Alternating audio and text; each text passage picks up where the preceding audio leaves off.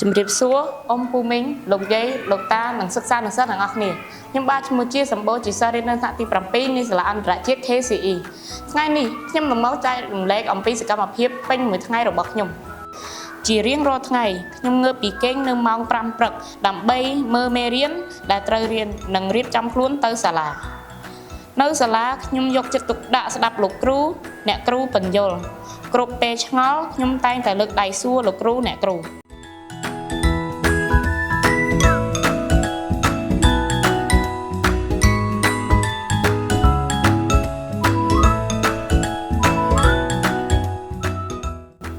នៅពេលម៉ោងសម្រាកក្រោយញ៉ាំបាយហើយខ្ញុំនិងមិត្តភ័ក្តិតែងតែអានសៀវភៅនៅបណ្ណាល័យដើម្បីបង្កើនចំណេះដឹងនិងស្រាវជ្រាវអ្វីផ្សេងៗដែលអាចជួយដល់ការសិក្សារបស់ពួកយើង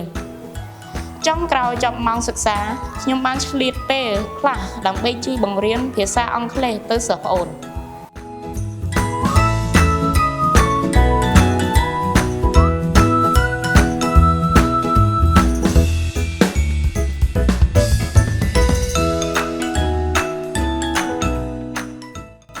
ចុងក្រោយខ្ញុំចង់និយាយថា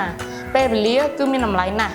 ហើយក្នុងនាមជាសិស្សយើងត្រូវប្រើពេលវេលានោះដើម្បីហ្វឹកហាត់ឲ្យកាន់តែរីកចម្រើនប្រសើរជាងនឹងទៀតសូមអរគុណ